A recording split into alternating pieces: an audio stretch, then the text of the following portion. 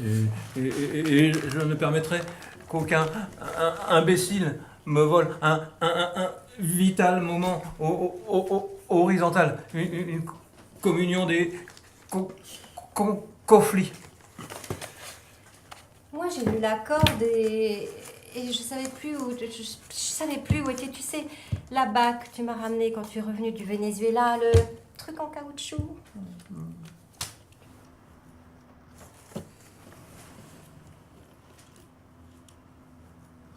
Moi je. Non, moi je, non. Moi je, non. Non, moi je, non. Moi je, non. Moi je, non. Moi je, non.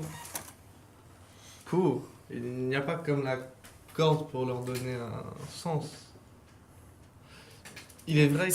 Si je sais, c'est une femme travaille dans un bureau et elle est très malheureuse et solitaire.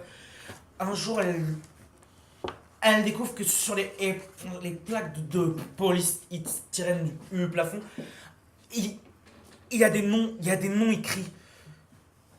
Je pense que je vais me faire exiler.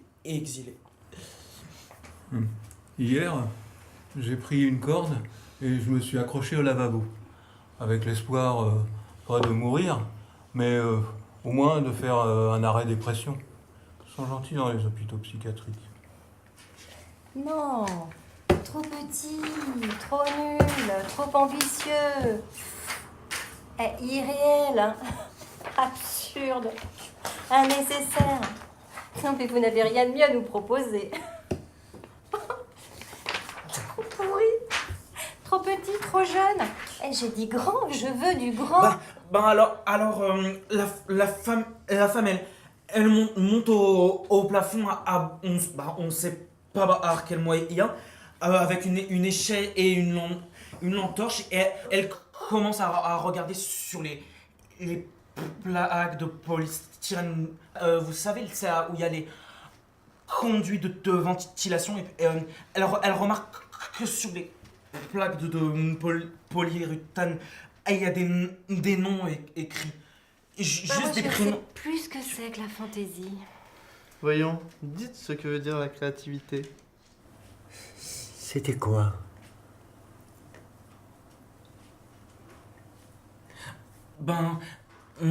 Des prénoms des gens qui pourraient avoir travaillé au bureau. Comme s'ils étaient en train de faire partie d'une liste. Moi, je crois que la créativité veut dire copinage avec la nécessité. Moi, je pense que l'imagination est survalorisée. Moi, je n'en ai presque pas. Ils ont dit quoi au studio?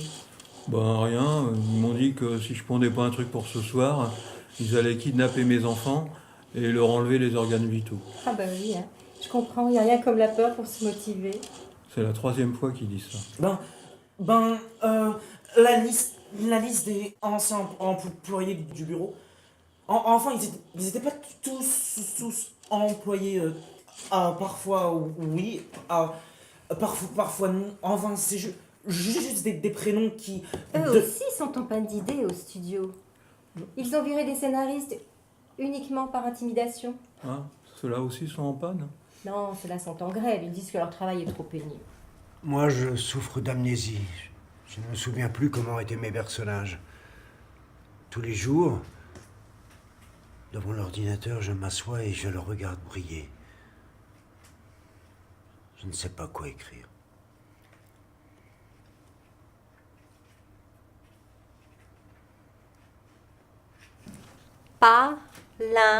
Palindrome. Palindrome, ce sont les discours des politiciens. Ce qu'on appelle palindrome car ils finissent comme ils commencent, avec un centre visible qui produit un dédoublement. Économie globale. L'économie globale, c'est le terme qui regroupe les systèmes de représentation et de désinhibition post-coloniale. Elle n'a pas de limite, comme elle n'a pas de nationalité. Elle est anarchique, irréflexive et niaise. Cohésion sociale. Ce sont les fantaisies partagées entre plusieurs studios qui permettent de surmonter les différents droits d'exploitation. C'est l'union des patronats qui dispose des scénarios en libre service. Régulation, Une intention fasciste. communisme. Le communisme, c'est un système narratif qui relie les possibilités du réel à un remplacement par la fantaisie. Très utilisé dans le cinéma de science-fiction post-révolutionnaire de nos jours. Il permet d'évacuer la frustration et les téléspectateurs disent avoir éprouvé un soulagement thérapeutique après ses premiers tests dans les focus group. Nécessité. Fonds de pension privée. Un concept socialement juste et émancipateur du XXe siècle. Traité de libre commerce. Un document qui permet aux scénaristes d'agir sur le réel. Marché émergent. Ce sont les films des pays défectueux. Tu sais comment on les appelle maintenant. Employé.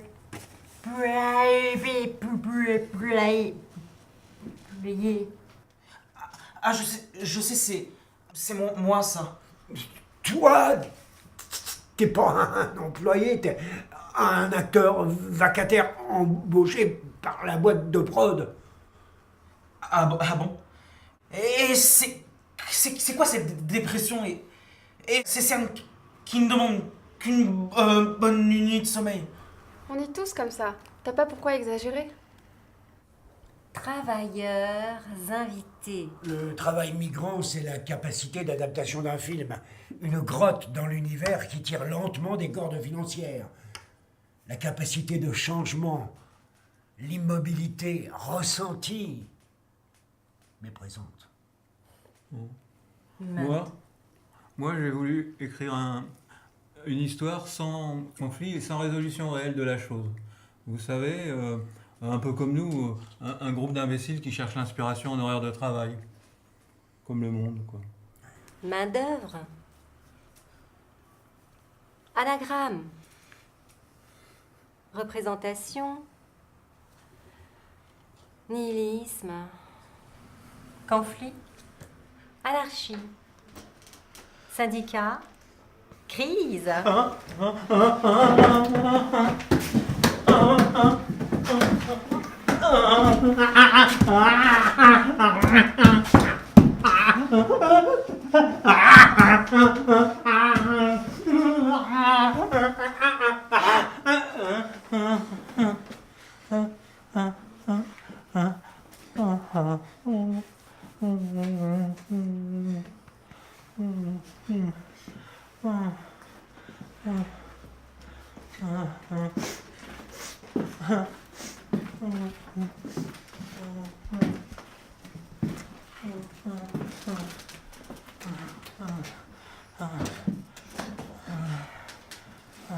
Dialectique. La dialectique, c'est le fait d'avoir 3 idées totales dans la vie, qui sont les mêmes idées qui reviennent constamment depuis le début de l'humanité. Un truc de guerre, un truc de sexe, un truc de succession familiale. Moi, j'aurais besoin de savoir ce que veut dire création discursive. C'est le fait de se lever tous les jours et de dire bonjour, bonsoir, bon après-midi. Des gestes complètement anodins que nous répétons comme des scénarios et qui finissent par former des performances quotidiennes. Moi, j'appelle cela le réalisme intérieur. Une encre dans la scène du destin vers lequel je me sens interpellée à répondre. C'est toute l'écriture qui me reste de ces discussions quotidiennes avec le marchand de journaux et les visites au supermarché. Ah, ça, tu vois, je ne supporte pas. Il y a tellement d'offres, je me comporte comme un aliéné. Incapable de produire une décision pendant que je me traîne dans les couloirs du supermarché. Ouais.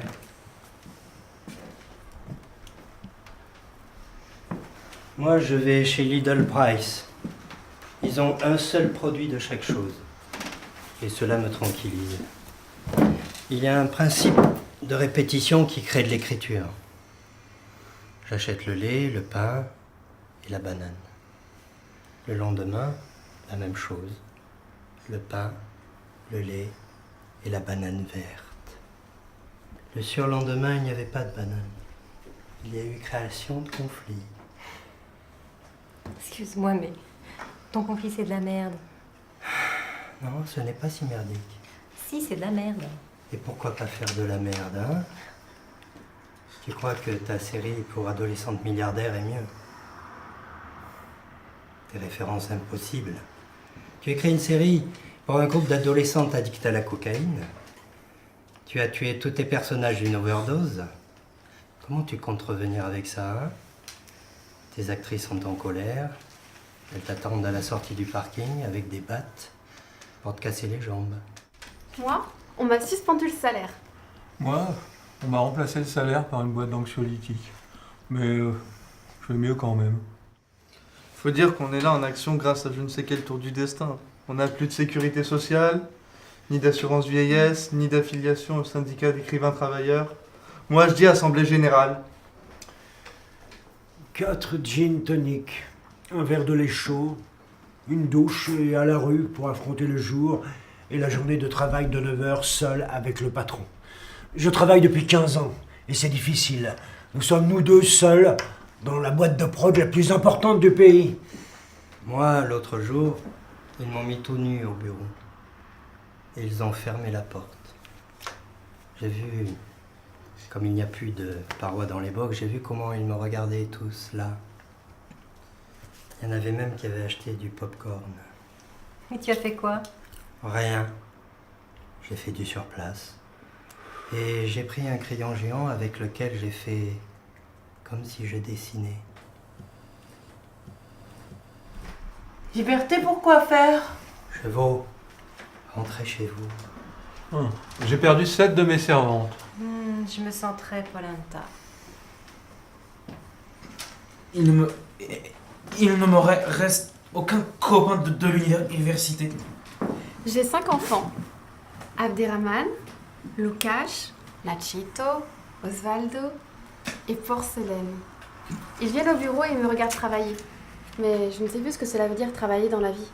Il crée une forme de vie qui se connecte avec l'énergie. La vie, l'énergie, la vie, l'énergie, la vie, l'énergie. Si petite comme un système d'horlogerie. De mes 9 chevaux, 7 s'appellent Ramon. Ils sont tous différents, mais j'insiste pour les appeler pareil. Quand je dois les nommer, ils se remplacent les uns avec les autres. Je crie Ramon et il y a toujours un cheval qui vient. Mais c'est pas nécessairement celui que je voulais. Il n'y a rien de mieux que le réalisme pour voir que... Que? Que Quoi? le réalisme, c'est la soupe de notre génération. Une planète qui flotte dans l'univers en inventant des formes de rétention d'impôts. Ça n'a pas de limite, comme ça n'a pas de culpabilité. C'est la manière dont les choses se rassemblent, formant un cosmos direct.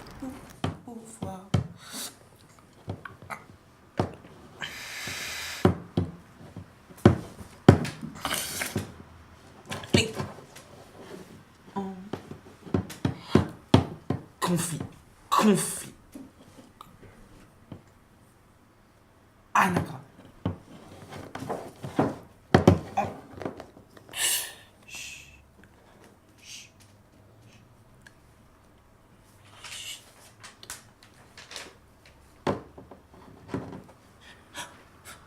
Moi, on m'a proposé une retraite forcée. C'est normal, la chaîne dépend de l'État. Je garde beaucoup de ressentiments pour le gouvernement. L'autre jour, aux impôts, ils m'ont enfoncé une cuillère dans l'œil. Il y a eu un référendum. Cela a été décidé publiquement. Je sais pas, moi, c'était une idée collective. C'est pas moi qui fais les règles, quoi. Non, mais tu pourrais au moins les rejeter. Ce que tu fais est dégueulasse. Mais pourquoi? C'est une décision polenta, il faut l'entretenir. Maintenant, tu ne peux plus démissionner. Mais on est quoi alors? Un flot de pensées stagnées. Mais on est quoi, alors? Hein? On est qui? On est les pires. On est le Lupin prolétariat de la fantaisie. Bien sûr, la fantaisie. L'élément bourgeois par excellence, par définition même. Non, la fantaisie est qu'un studio, tout le monde le sait. Non, c'en est pas. Si, c'en est. Non, ça n'en est pas. Non, en fait si, mais c'est aussi un concept en soi-même. Au studio, ils m'ont déjà averti que si je ne devenais pas plus actuel, et ils allaient me suicider. Moi, ce sont mes enfants qui m'ont suicidé. Ils ne me gardent aucune estime. Je peux pas. Je peux pas. Je peux pas. Je peux pas. Oui, non, c'est si chaud. C'est comme être l'employé unique, l'archiviste des masses. À chaque fois que je sors dans la rue, je me fais lyncher. Regarde Jacqueline, elle est comme elle veut, quoi. Aucun problème, aucun ressenti. Elle est restée à l'état prénatal. L'opposition au discours. Non, je vais t'expliquer. Jacqueline est une représentation, tu comprends? Elle n'a pas de subjectivité. Elle n'en a pas. Jacqueline a déplacé la barre qui consonnait son signifiant de haut en bas du graphique. Elle n'a pas gardé de volonté. Elle fait n'importe quoi. Les personnages sur lesquels elle écrit se déplacent de haut en bas. L'autre jour, on lui a enfoncé, je ne sais comment te dire, on lui a enfoncé un stylo dans le crâne. Comme c'est super soft, elle avait, on l'appelle l'enfant Polenta. C'est un cas de transmission et de clairvoyance collective. Non. Jacqueline, c'est plus une personne, c'est plutôt un symptôme.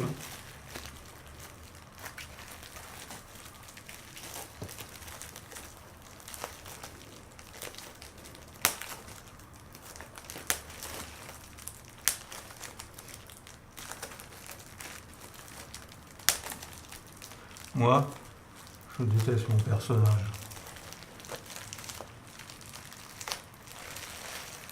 Johnny, je te demande d'arrêter, please. Mais à qui tu parles là? Je suis triste.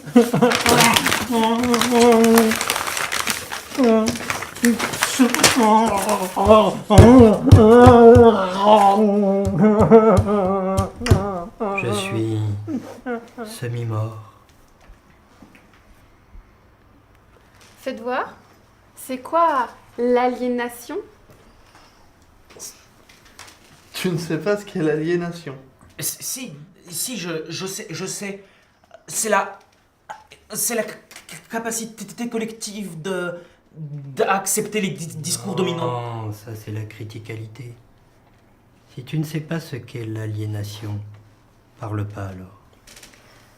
L'aliénation, c'est la capacité polenta de se rendre à la stupidité avec bonheur. C'est de faire passer tout le réalisme à un état de consommation symbolique. J'ai un slogan. Ah, finalement! Non, c'est pas mon idée. Je l'ai volé à un copain qui est mort sous une avalanche de fans. Le pauvre, il avait rien à voir. Fais voir, c'est quoi? C'est comme ça. Nous voyons une moutarde qui tourne lentement sur elle-même. Éloquence. Derrière une sorte de luminescence, comme une splendeur. Tout à coup, un jet de lait traverse la moutarde en détruisant le verre avec la puissance d'un Karcher. Et tout à coup, le slogan assassin. Dijon, encore un suicide culinaire.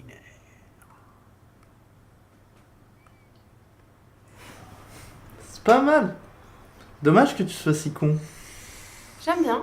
Je ne suis pas contre. Tu devrais le soumettre au département de com. Il n'y a plus de département de com. Il s'est arrêté d'exister quand les spectateurs se sont arrêtés d'exister. Ah bon? Vraiment? Il n'existe plus là. Il est où le leitmotiv? Il est où mon cartable? C'est quoi la félicité?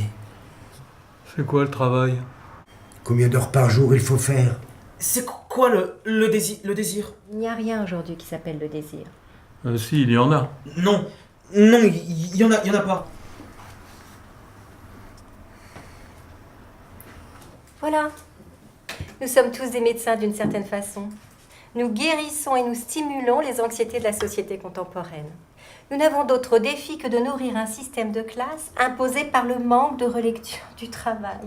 Exact. C'est pour ça qu'existe le divertissement.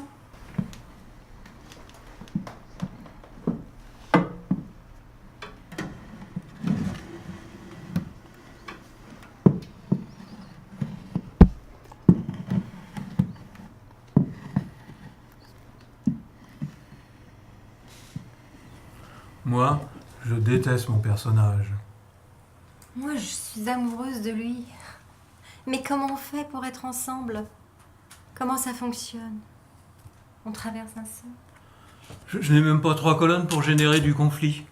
J'ai une pile de dettes, et cette saison, on a décidé que la gentille serait la méchante. Maintenant, le personnage de la gentille est comme un fantôme d'elle-même, et elle m'attaque le soir. Je me couche, et elle arrive, et elle se balade sur moi, et je n'arrive plus à dormir. J'ai peur que son fantôme apparaisse, réclamant son identité.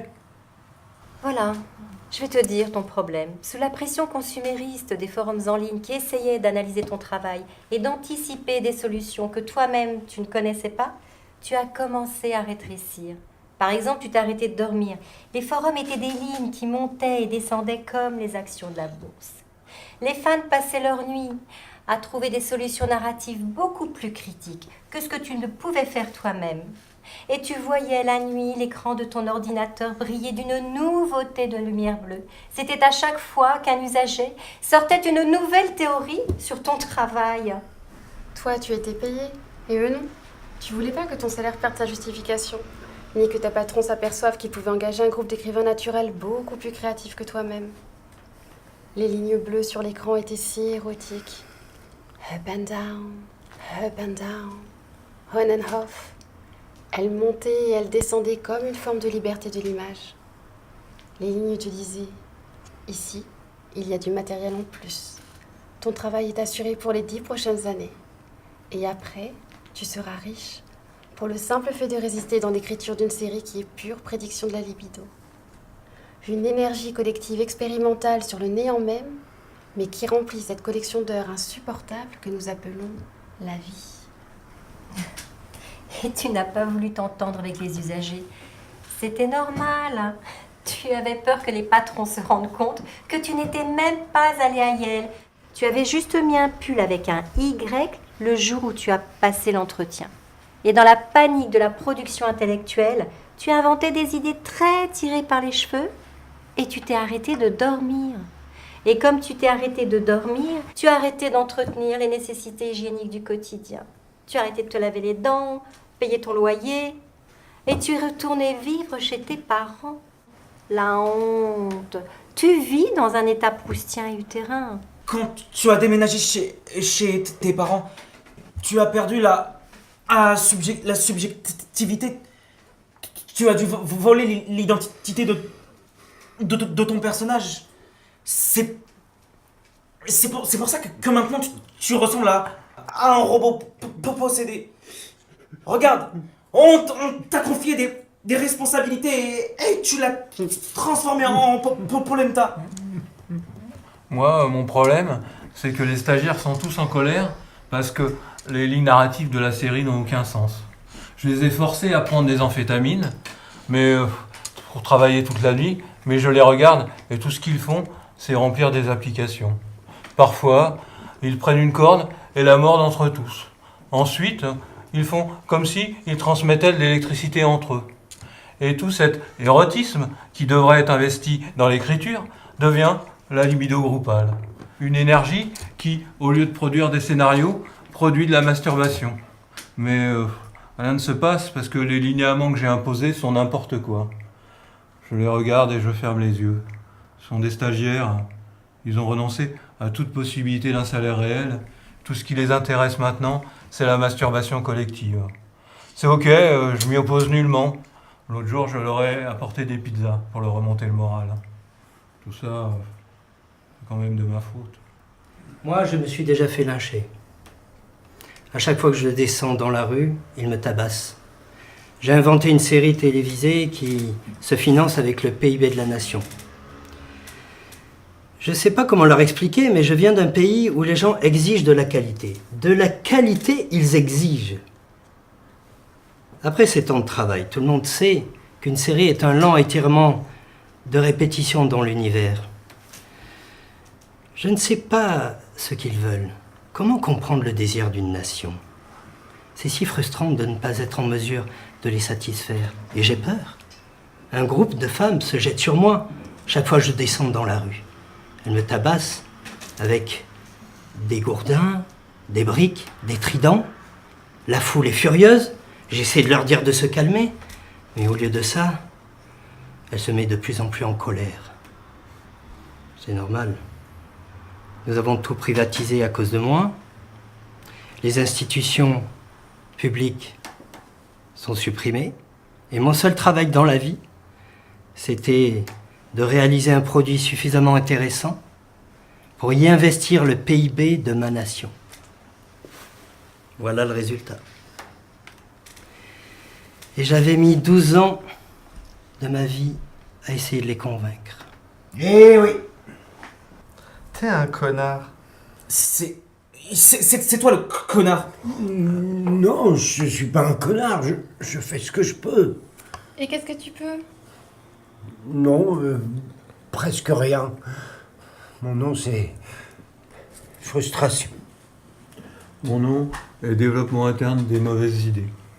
Mon nom, c'est pourriture totale. Non, ça c'est le nom de ton personnage. À vrai dire, c'est de la merde ton personnage. Au moins, moi, j'ai inventé un personnage. Je suis pas comme toi, là, qui a volé toutes les idées de ton colocataire avant de le tuer. Oh, le gros est mort en dormant. Il avait un problème au cœur. Écoute, on sait pas ça. 2000 fait l'appartement. Oui, mais ça c'est parce que j'étais en train de fumer dans mon lit. Est-ce que c'est de ma faute si j'aime fumer dans les endroits dangereux? Non, ça ce n'est pas de ta faute. Mais ce qui nous semble problématique, c'est que maintenant on ne peut plus faire d'autopsie. Nous n'avons pas d'autre voie pour accéder au cerveau du gros et voir si les dernières idées que tu as apportées n'étaient pas à lui. Et alors, ce n'est pas grave. Les idées appartiennent à tout le monde. Ah, mais cette idée de caca total, c'est une idée de ton ami? Oui, c'était une idée du gros. Elle est sortie toute seule à l'extérieur quand il est mort. On en a tous touché une partie. Moi non, on m'a embauché parce que je suis mannequin. Tu n'es pas un mannequin. T'as juste fait une publicité. Et comment tu expliques ces mains sensuelles, ce visage qui commente les problèmes de la société uniquement en me regardant? C'est vrai que je suis très sensuelle. C'est peu réaliste. Moi, je vais vous expliquer ce qu'est le réalisme. Le réalisme, c'est une forme de voir les choses sans les idéaliser. Un mode d'expression artistique qui prétend représenter finement la réalité. Un mouvement littéraire. C'est pour ça que ma beauté est révolutionnaire. Voilà, comme Balzac. Non, Balzac était romantique. Ah, alors, comme Stendhal?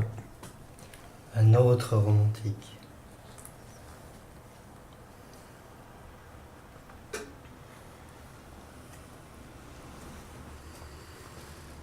Voilà, je vais faire comme lui. Un exemple de la passivité.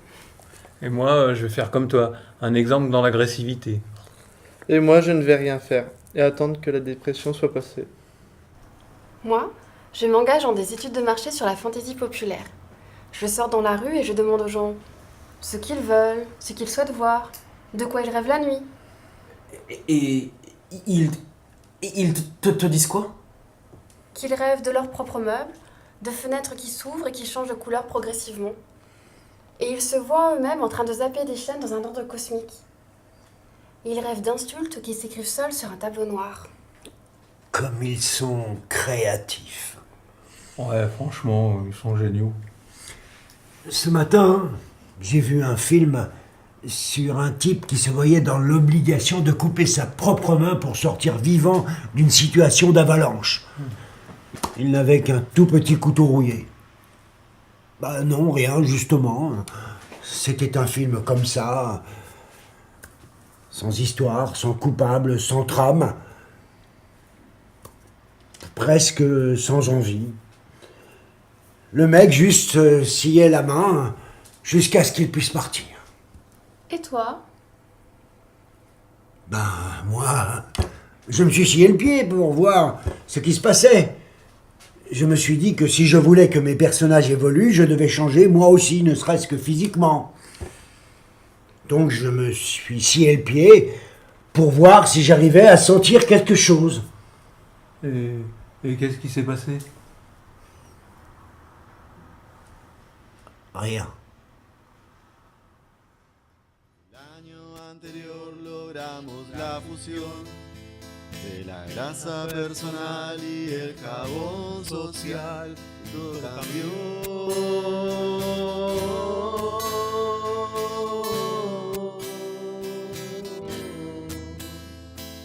Yo me quedo con el crédito, el concepto no lo quiero, te lo dejo a vos. Yo me quedo con el crédito, el concepto no lo quiero, te lo dejo a vos.